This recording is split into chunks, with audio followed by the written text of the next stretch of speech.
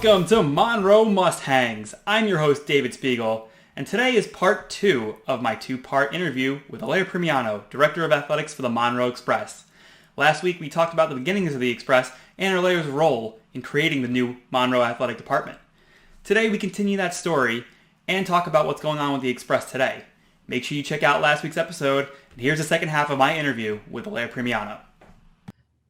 So, as we alluded to a little bit before, we're not comparing athletically the Mustangs to the Express because one is Division I, one is Division III. So obviously that was part of the plan, was to make the Express a Division III program from the jump. So what went into the decision to become a Division III program and join what is the most populated section of Region 15? Yes. So again, the comparison there is no comparison, because with the Mustangs from the years of 2012 till about 2016 exactly, the Mustangs had such exponential growth in various areas. And part of that growth came from the national population, the international population winning. I mean, the success that the Mustangs had both in the classroom and on the respective field of play was remarkable at the time. So they were tapping into the national and international population so much that the PSAL, which is, I can tell you, I take my relationship with the PSAL and just the various public schools within the Bronx, Manhattan, Queens, Brooklyn, Staten Island, are so valuable. And the Mustangs actually saw themselves starting to go into different markets with the national and international population and having success, and maybe not providing as many opportunities as they initially were for the PSAL student athletes, which is the Public School Athletic League in New York City. And the New York City Department of Education for the Bronx campus, it was just such, not even a feeder, but it was something that I took pride in, and I know that Lou took pride in as well, as he came from the NYC DOE and the Bronx. Just reaching out to those public schools, it just gave me such great, such great pleasure, to be honest, because it was developing relationships with fellow athletic directors and fellow high school professionals in the public schools that had the same mission that we did. And they made an impact on the student athletes' lives. And then they felt so comfortable in sending those student athletes to us. So part of the reason why we made that decision to go Division III was to tap into and, provide, most importantly, provide opportunities for the New York City Department of Education student athletes, which is the PSAL. So those PSAL student athletes were, the highest priority recruits for us. We, again, developed those relationships. The coaches did their outreach. The coaches took all of the time in the world. I have to say, just the outreach that the coaches do on a daily basis is so valuable. And developing those relationships, and, we even had holiday cards sent this year and showing the success that the student athletes are receiving at Monroe College. So it was so valuable. But to that point of being Division III, it was, although we're non-scholarship, it was let's be the very best that we can be, and let's really provide that quality experience for the PSAL student athletes on the Bronx campus. And what's so incredible now, and I want to get back to Division III after I mention this, but what's so great now is we've recently, in the past year and a half, have been recruiting, not even recruiting actively, but we have student athletes reach out to us at the national level.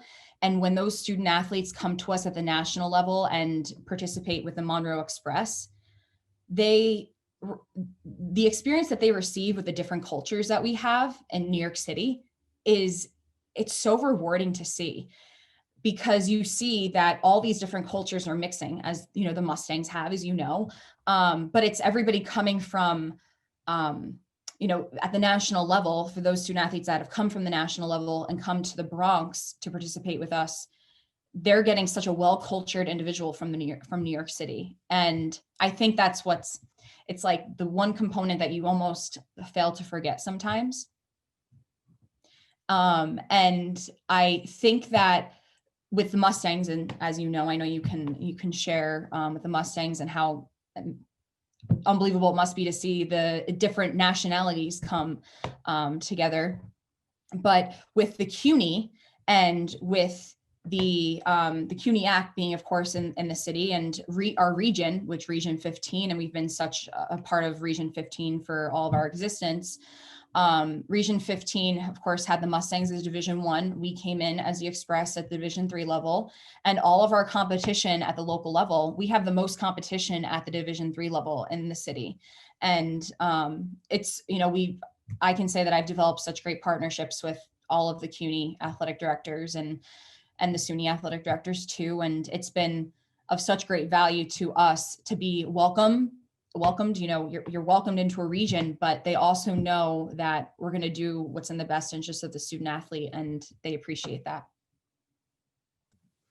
And I know from my perspective, when it comes to Region 15, just having come from schools before Monroe College that were NCAA Division 3, Division 2, you get very used to being a part of a conference. And with the Mustangs, while they are part of Region 15, it's usually one or two other schools at most, depending on the season. So you don't really see too much of that conference action. You don't really have too much camaraderie with other administrators, for me, other sports information directors from the other schools at our level, because there just aren't that many of them. So I know one thing that I enjoy a lot with Region 15 and with working with the Express is that you have, you're seeing the same schools with every sport. So you're getting used to the same people who you're talking to, and, different same administrators. Sometimes you see the same athletes playing different sports. So, it's the structure of it all is also, really easy to work with, of course. And, you just become familiar with all the other schools. So I think that really helps. And I think it just adds to the competitive drive for a lot of these athletes, because you see the same teams every year as well. And, that's the team we want to beat this time around. We didn't get them last year, and we know we're going to see them again. So I think it adds to the competition, just being at the Division 3 level, just knowing that you have all these opponents that you're going to see often, and you're all playing each other. Just, I think from my perspective, at least, it helps a lot. Yeah. And just to that point, you mentioned it, you've seen the same teams year after year. It's also so great to see when one of your student athletes knows, a few student athletes on the other teams, just because of local competition in high school. And they're like, hey, I played against him in high school, and, I really, really, really want my revenge now. So it's great to see the competitive camaraderie come out too. Yeah, of course, like you said, they played against them in high school. They also played with them in high school too. So yeah, that's one thing is that we see as well, is that especially with the CUNY schools, that we see, you have 5 schools in the same area that are competing for the same athlete half the time. So, it's they're familiar with the schools, or a lot of them want to say, like, listen, they want to show that they made the right choice coming to Monroe. So, I think it just, like I said, it helps with the competitive drive, and in my opinion, not an athlete, but not, in my opinion. But obviously, we've seen that we started off with the 6 programs that first year, and we've been slowly adding more. We have softball now, we have cross country, track and field still in the works, because this past season has not happened yet. So we're getting there. But, the way things look right now to you, the way it started to where we are now, where do you see this growth? Like, where do you see this growing over the next few years, seeing as how we've already grown so much in just a short amount of time? What's basically next for the Express? Yeah, so I just want to speak to growth quickly on, where we came from and where we are now. So again, we didn't have any of our own facilities. We had a 600 square foot weight room. Roberto Clemente was really just such a strong partner in our development and our growth and building that foundation. So we eventually had a significant size of a weight room, which we currently have now. And we have a very large athletic training room, and we have 2 fantastic athletic trainers, and Morgan, who's been really since year 1 with us, year 2. She now has, Amanda that's come on board with us, and Morgan leads the sports medicine department with Jessica. And those 2 facilities, weight room and athletic training room, it's not that they're never forgotten, because they're so important to any type of growth and skill set, and just making sure that you're taking care of the health and the safety of the student athlete. But to have facilities for both now really means so much to us because, again, starting in cubes. So we have that too. We have that now, which is so valuable. And then we recently have renovated the Mintz Auditorium. So the Mintz Auditorium was actually in the past the gymnasium and athletic facility for the Mustangs years ago. So I want to say maybe 10 years ago, they converted the facility into a multi-use multi-purpose space, I should say. And it was an auditorium. It was used for events. It's been used for everything. And as of recently, actually, this took place over the summer and has been in the talks for the past year. Over the summer, we converted, I guess you could say, renovated and reverted the facility back into what it is now, which is a gymnasium. It's not, of course, a size court that is used at the college level, but it's a practice facility. And to say that we have various practice facilities and for the coaches and their recruitment process now, it's valuable. So that attributed to the growth. And the Mintz now has, a beautiful floor. It has, 2 basketball hoops. We have phantom batting cages that go up and down, and we have floor covering. And, Paul has taken such a lead with making sure that everything fits so well in that space. And it's really become a multi-purpose space. And actually, which is like a Christmas gift to us all, over the past few weeks, our wall padding has been installed. So the great wall padding just like adds the final touch to what is going to be such an incredible facility for our own student athletes. And to have something on campus for them, it really means the work. It's just so valuable, and it's so rewarding for all of us, because to see where we've come from in those cubes and not having much, to having our own offices with doors, and to having this facility on campus, and it just attributes to the growth that we've seen in this time. And it comes down to, again, the support and the incredible support that we've received from senior administration and Lou, and understanding what is to come is, again, something that I can't put into words, because with this growth in such a short period of time, year 1, year 2 is a full year, year 3, as of course, a year that ended unfortunately shorter than we anticipated. Everyone, is like, are we going to stop growing now? Yeah, maybe there's a stunt in our growth, but I don't even view it as such, because nothing has stopped. And other than athletic activity, athletic competition consistently. And we're going to continue growing. And when we all, and Lou, of course, in his position now of assistant vice president of athletics, and, working hand in hand with Mr. Dimon and President Jerome, and supporting our vision that's going to be continuing, I can see, although I most likely can't share, I can see various sports being added in the very near future, which is so exciting. I see a facility of our own coming about on campus, and more than just the Mintz. And I see just everything really coming together quite nicely, because part of the growth is attributed to the recruitment and athletic admissions with Tyshawn Boykin, and making sure that everybody is onboarded properly.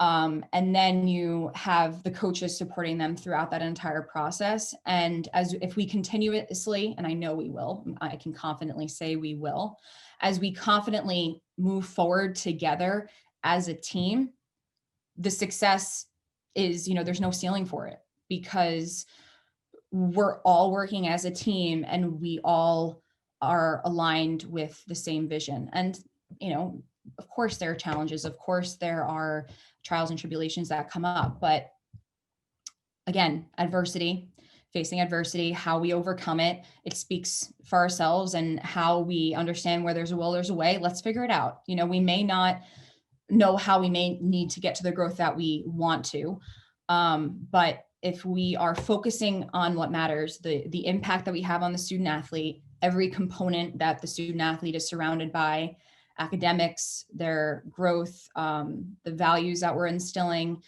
and the skill development, the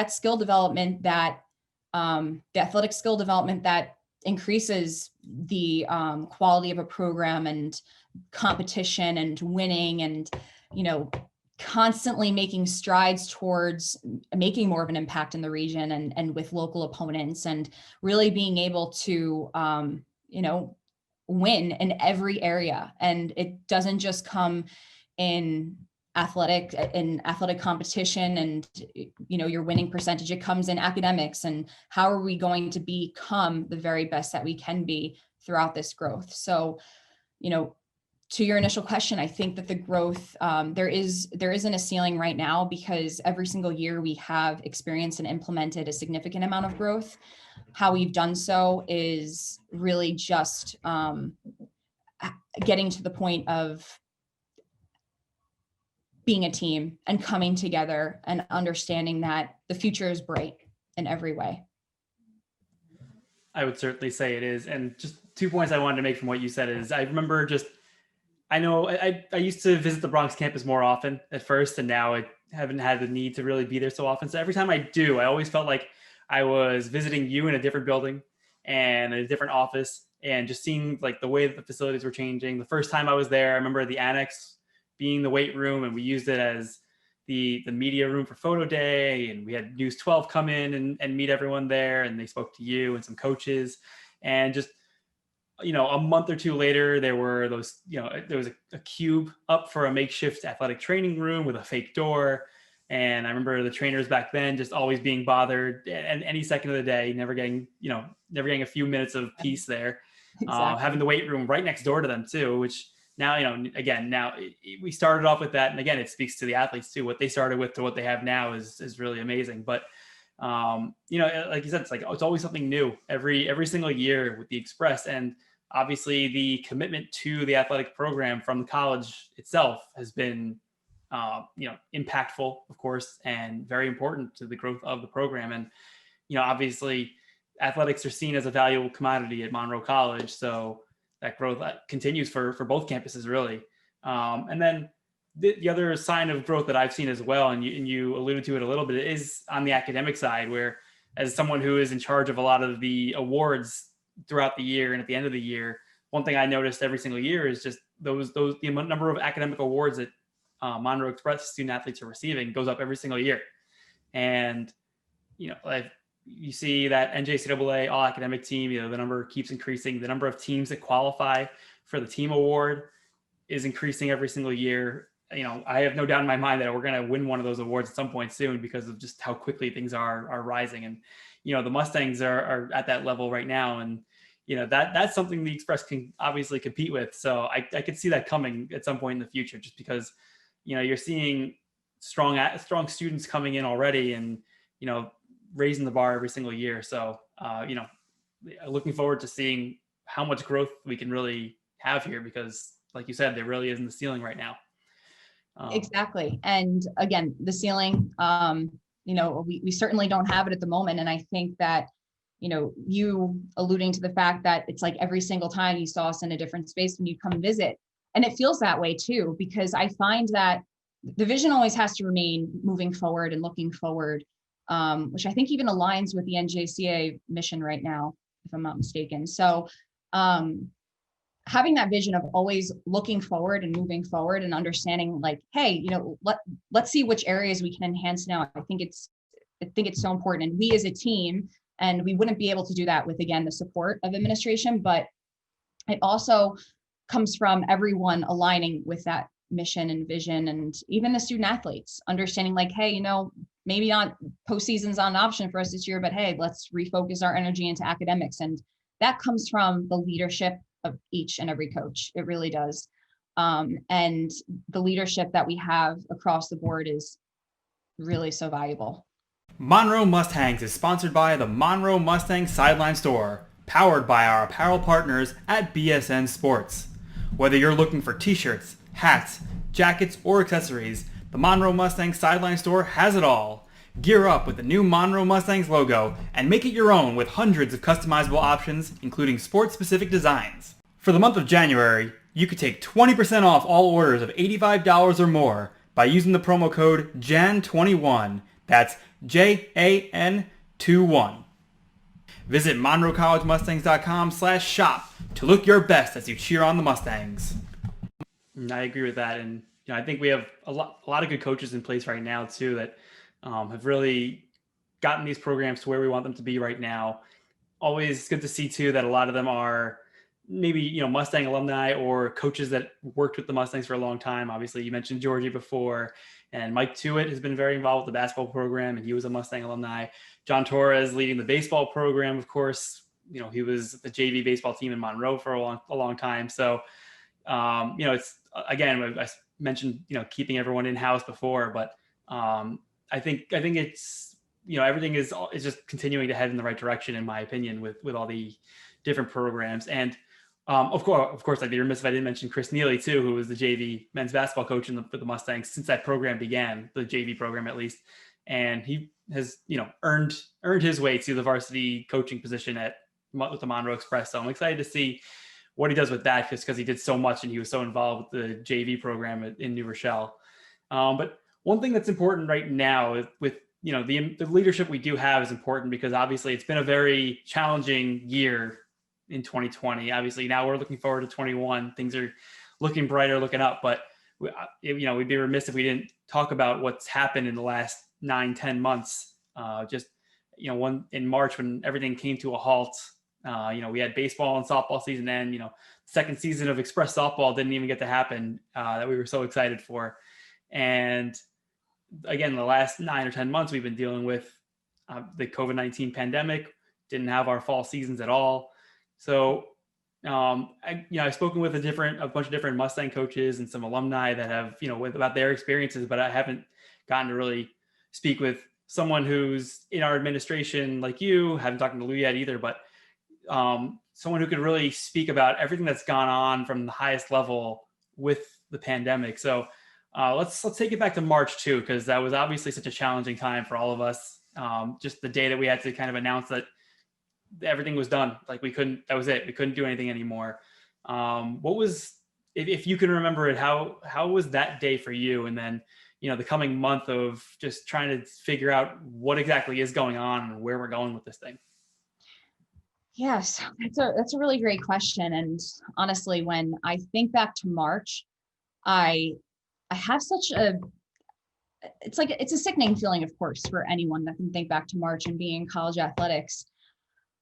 But when I look back to March, while I have a sickening feeling, I had such empathy with the coaches. And although it was actually, I have to say, probably so difficult for me not to show, because of course you're trying to be that pillar. You're trying to lead by saying, don't worry, we're going to get through this.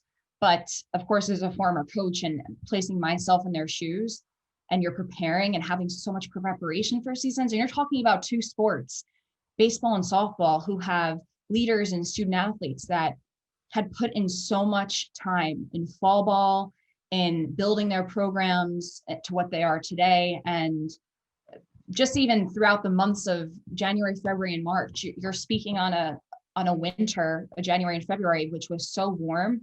We we refer to it as like a Cinderella story. We were outside in January and February.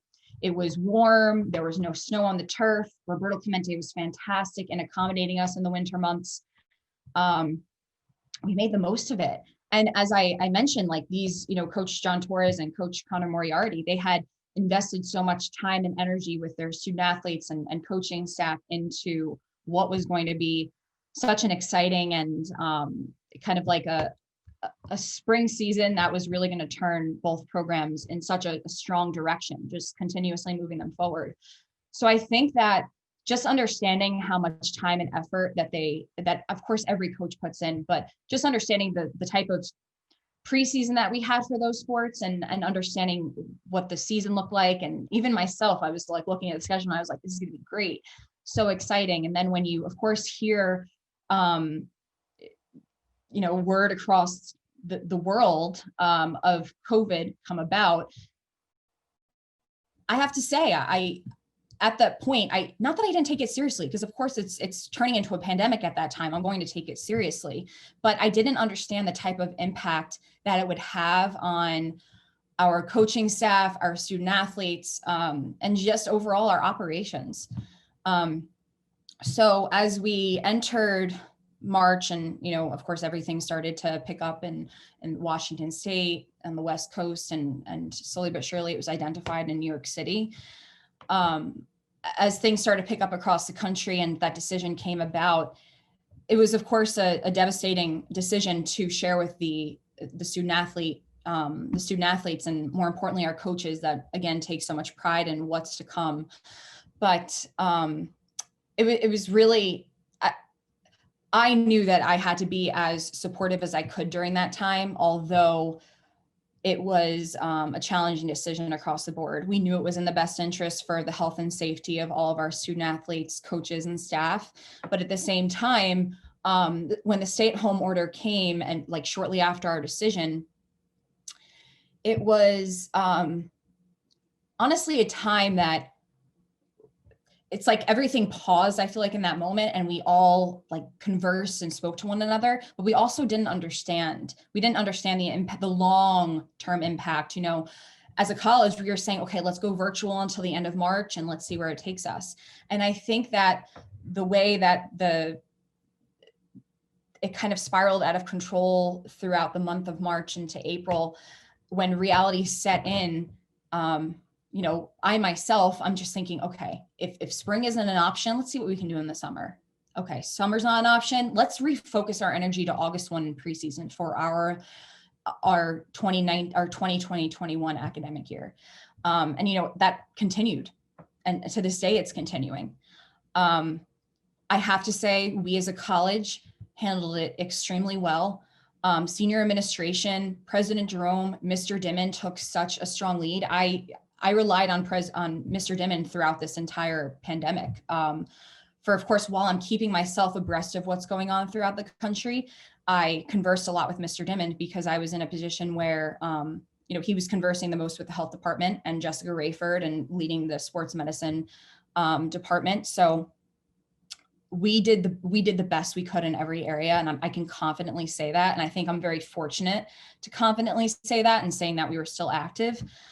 But, to that point and handling the pandemic, and although it was, so devastating to our coaches, our student athletes, and our entire staff. But, while the pandemic is here and currently actively, we're all going through it. Our most important, the most important component didn't stop. The world and continuous activity obviously stopped. That's evident. But the most important component, which was impacting student athletes' lives, mentorship, leading in academics, really stressing the most important aspect of during this time, and really understanding that we had to be our toughest. Like, I remember waking up every day and understanding, like, although I'm staying at home and I'm working from home and we're all getting used to this together and we're having these meetings, it was more of a time like I have to be the strongest right now because I have to support student athletes, and we have to provide them support that they may not have at home, or they may not have, personally and, in their personal lives. So I remember always telling myself and, just telling my family and friends that were so supportive to me during that time. I remember saying, like, I have to be the strongest that I can be, because although this time period that, is the pandemic is happening, we're still at a point where nothing is going to stop. The college has to continuously operate. Recruiting never stops. Understanding how much we're going to impact the student athletes' lives never stop. The virtual setting never stops. We stress the structured virtual setting so much. And whether it be a Zoom workout, a Zoom game, every single coach identified the areas that they were the strongest in. And to see everyone, our entire coaching staff overcome such a challenging time, I think was really what attributed to so much, value that you look back at the time. As I'm a very optimistic person, but to take those silver linings and really share the most important component of what brought us to where we are today, it was the strength and understanding, overcoming the adversity. And that's who we are as athletes. We overcome the adversity. We understand that, even just the mental game in athletics kind of translates to what we're currently going through. And The mental health and just the support is so important during this time. And it remains our utmost priority. It really does. Yeah, I will say, I think one thing that was very clear from the start with all this is that as hard of a decision as it was to, make the campus go virtual, to stop athletics, as difficult as that is, it was also a very easy decision because the health and safety of the student athletes, of the faculty, of the staff, of the administration was taken into account right from the start, and it was prioritized. And it's a very comforting feeling knowing that, the priorities felt like they were where they should be. And, we're obviously it's difficult because we went through all these months, wishing and hoping that this was just going to go away and that the fall was going to come around and we'd be able to get back to what we know, which is, competing athletically. And, at the NJCAA as a whole had to make the decision too, that it really wasn't going to risk it across the country. Things are different in every state, or at least they think it is. But they decided basically almost none of the sports were going to compete in the fall.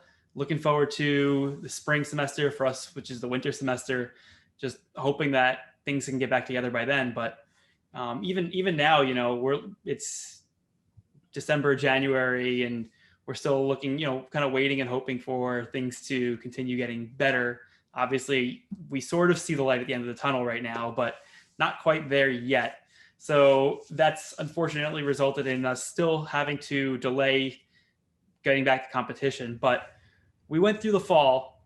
We had athletes on campus in both New Rochelle and the Bronx. And, obviously an experience was still had by all of our student athletes. They still went to school. They still did their classes, and they still got to start creating that camaraderie with their teammates, with their fellow athlete. So looking back on the past few months this fall, from basically August through Thanksgiving, when we had athletes on campus and they were preparing for, a season that wasn't happening yet, how would you say that, that fall semester went from an athletics perspective?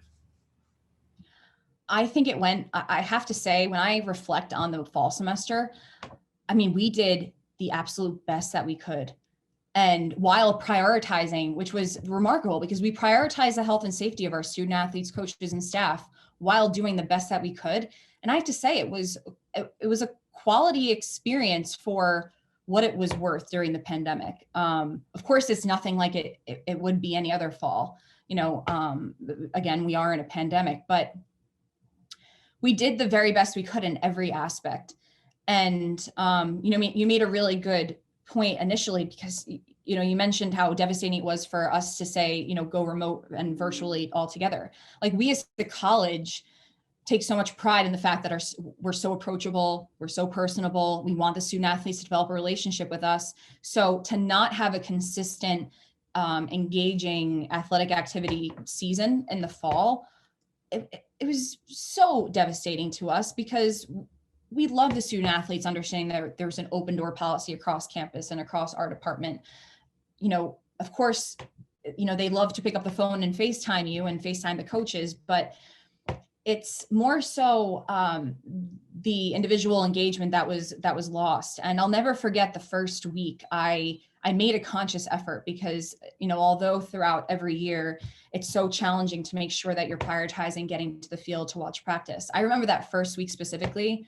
Well, of course, our athletic training staff and, our general staff were so conscious of understanding like wearing masks and setting the protocols and understanding how important it is. And that really like that COVID education.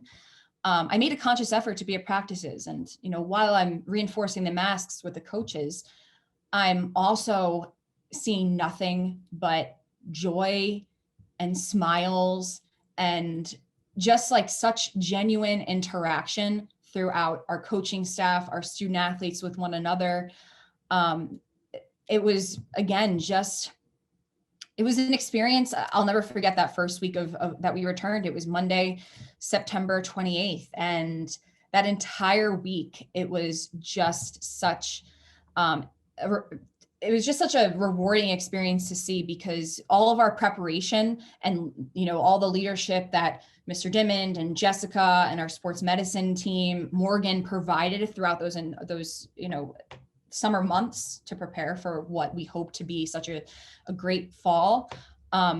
our student athletes and coaches just appreciated the opportunity to be together on the court, on the respective field of play, on, understanding that they're going to go to their classrooms to get their virtual classes in prior to practice, boarding the bus. It was things that in the past, not that we took for granted, because of course those are daily operations for us, but it was like the smallest of things everybody appreciated so much. And although it was only probably a total of 5-6 weeks for the fall before we unfortunately had to shut down once again, we made the most of it. And again, I think that the most important takeaway as of recently is, although, the world has stopped to some degree, we doing what we did best, mentoring and supporting our student athletes and our coaches and the leadership they provide, that didn't stop. And I have to say that I'm very fortunate to be in a position where I can say to, just even like family and friends that ask me, they're like, what are you doing during this time without sport? What are you doing? And I constantly say to them, I'm like, our job didn't stop. And I'm fortunate enough to say that, because I know that that's not the case for every, collegiate level athletic program or any athletic program across the country, world.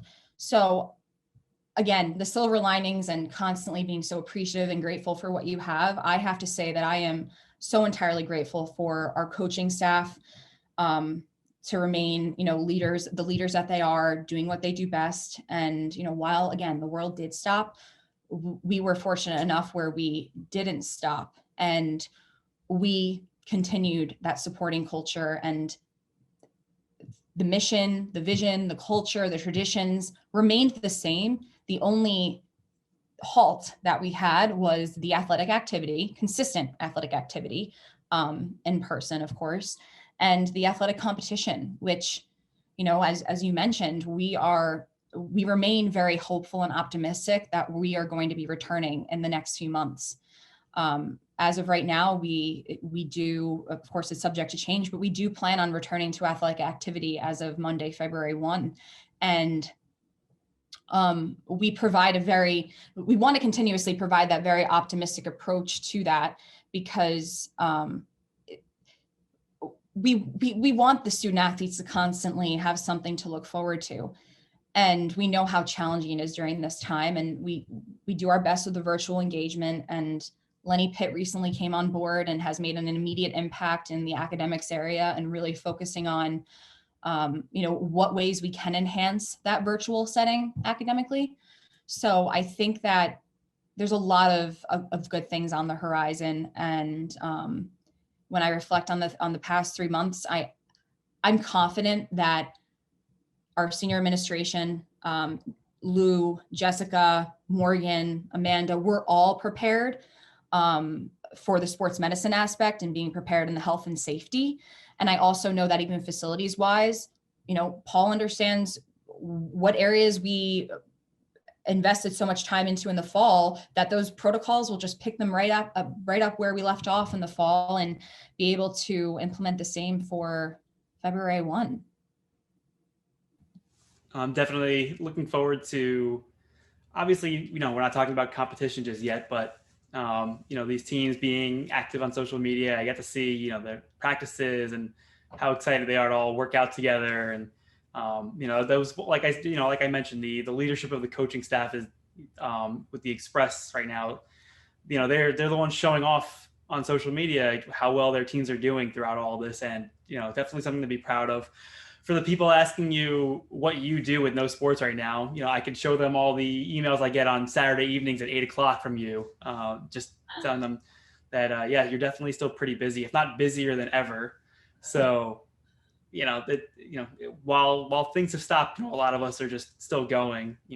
Sometimes we're trying new things, like starting a podcast and interview series, and we're just trying to get used to what is our current normal, of course. But remaining hopeful is very important for us as well. And, I think one thing that we have done, at least, is the administration at Monroe College and Monroe College Athletics, is remain optimistic about everything going forward, knowing that there will be a day that comes that everything gets back to normal, that we do get to compete. We do get to, travel and see our teams do what they love to do. And, like I mentioned, the light at the end of the tunnel is in sight. Of course, we don't know when we're going to reach it, but it's there. And, especially me, I'm very, very hopeful and excited for the day that things are back to how they should be. And, getting to see these student athletes competing and doing what they love to do and what they do best. So just to kind of wrap things up a little bit, some other things that we've done over the past couple of years too. Obviously, the Express being so new, we still got the opportunity to introduce new logos this past year that were exciting. A little bit different for the train. We have that Skyline logo that I know a lot of our coaches and athletes love, and we were really impressed with when we first saw it for the first time. It's just we're constantly growing. The Express, by the time that comes out, there will be a team store for the Express, of course, online, just like how the Mustangs have their online store for the last few months. The Express are going to have their own team store, so everyone can represent the Express as the way they want to, because there's going to be a lot of options on that. I'm not here to sell it right now, but nevertheless, make sure that when you go, you'll already know about it when you see this. I'll say that. Just so many things to look forward to for us. And, I know you say it all the time that you think sometimes you're too optimistic about the future, but I think that's obviously a good thing, because I think we all want to feel that same way. So just in wrapping it up, I just feel like we're still setting ourselves up for success in the future. The growth of the Mustangs, the growth of the Express is still an ongoing thing. It may have, like you said, just hit a little snag on the road to that success, but we're getting there soon. So I know, like me, you're just looking forward to that day when everything is back the way it should be and we're doing the things we love to do. Yeah, exactly that. And I'll never forget the first time we were able to return to campus for August. I think I sent the most outrageous email to my staff, because our team, because we're in a position where we're so virtual throughout this entire time. And when we finally get the go ahead that Monroe Hall and the Bronx campus is going to reopen, I mean, while following all the protocols, I was so excited. And it's everyone looks forward to it. But I think, again, my email was so outrageous with all these capital letters and exclamation points, because I'm like, yes, like, here we go. But to your point, optimistic, I remain optimistic, very hopeful. We always believe that, and I'm a firm believer in planning for the best and the worst, understanding that you're going to have various contingency plans, understanding that the plan A, B, and C, maybe they don't work, D, E, F, they're there. I also think that, while you have those various contingency plans, there's always a living document. There's always going to be adjustments that are made in this new normal that we have to adapt to, whether it be following CDC guidelines. And, there's another recommendation that comes from the health department. Being willing and able to adapt quickly and flexibility. The adaptability piece is really the most important piece that we've learned, of course, being a student athlete and a former student athlete myself, but saying, just moving forward, moving in athletics, when you're working in athletics, you have to understand that you have to be adaptable. So I remember, through prior to, of course, COVID, and throughout probably all my professional career, and maybe even earlier, but I always told myself I wanted to place myself in uncomfortable positions in order to grow. And I found myself in so many various uncomfortable positions throughout this time, because it's virtual meetings, it's understanding, okay, how do you adapt in this area, and how do you do something differently that is going to be more engaging to the student athlete, and while you're still worrying about recruitment, understanding how to support the athletes academically and facilities, and you want to maintain those relationships with external facilities, although you're not using them. So there are so many different aspects in what keep us going, but it's our new normal. And our current normal right now, which is our new current normal, I think over the past 8 months, and being that we're now in this new year, I'm confident that we're headed in the right direction.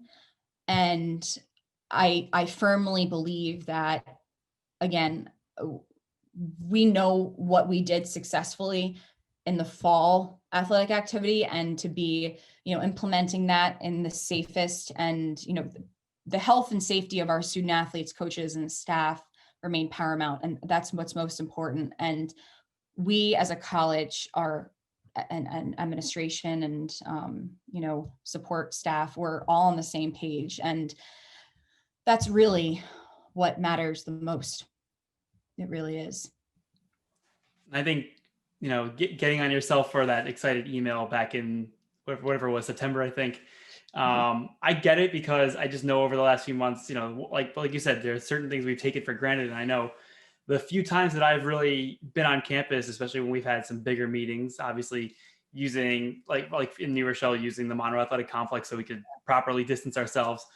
One thing I think about when I'm there is just like, wow, I haven't seen my coworkers in months or weeks. It's just, you take it for granted, because like, wow, I haven't seen anybody here in such a long time. I missed all of them. It's great to see everyone. So, I completely get the excitement of knowing, hey, we're getting back to work, at least for a little while, and at least in a different way, not as often, but just the idea of being able to get back to some sort of normalcy was obviously very exciting. Very extremely. So before we start leaking into a part 3 of this interview, it's probably time to shut things down here, of course. Knowing how much we had to talk about today, I'm sure we're going to have to bring you back on in the future when things are a little bit more normal and we know where things are going, and we have a ton of happy things to talk about. So, Allaire, thank you so much again for making the time, a lot of time to talk with me today. I know your time is very valuable. That's why it took so long to plan this out. And I should probably start planning your next time on the show already, just to make sure we get it done. Again, I just appreciate you taking the time, appreciate everything you've been doing the last few months to make sure that things were heading down the right path, making sure that everyone's still upbeat. And obviously everything you've done to grow the Monroe Express program over the last few years, because obviously I don't think we're at where we are today without you. So just thank you for all that. I appreciate that. I really do. And I can't thank you enough for all the support you've provided me throughout this time, because again, getting it off to a start in July 2017, it was extremely valuable to who we are today. Identifying Ari, bringing him aboard, guiding Ari in the best direction, and Ari having such an impact on the foundation of our social media platforms and website is extremely valuable to who we are today. And I have to say, the MustHangs, I know I need to go back to all these episodes and listen to them, but I think it's just such an awesome platform for, former alumni that can listen to them, current staff and at the college, incoming students, recruits, you name it. I think it's such a valuable platform, and I really appreciate you having me today and look forward to a very bright future. Well, thank you so much. And thank you for appreciating this. I've had a lot of fun doing it so far. So I'm glad that we're continuing to do this, doing it bigger and better than ever in 2021. So for those of you watching and listening for the first time, make sure you go back at, the last few months of episodes. They're on our YouTube page, youtube.com/Monroe MustHangs, on our Instagram page on IGTV at Monroe MustHangs. Find us on Spotify, Apple Podcasts, wherever you listen to podcasts. And as you mentioned, the social media pages for the Express, make sure you follow the Express on Facebook, Twitter, and Instagram, all at Monroe Express. And let's get that following up. We're doing a lot, and we're hoping to do more in 21. So let's keep it going. And everyone out there listening and watching, hope you had a happy new year. Hope you're staying safe. Thank you again for listening, and we'll see you the next time. Thank you. Wishing everyone a safe, healthy, and happy new year. Thanks again, Allaire. Thank you.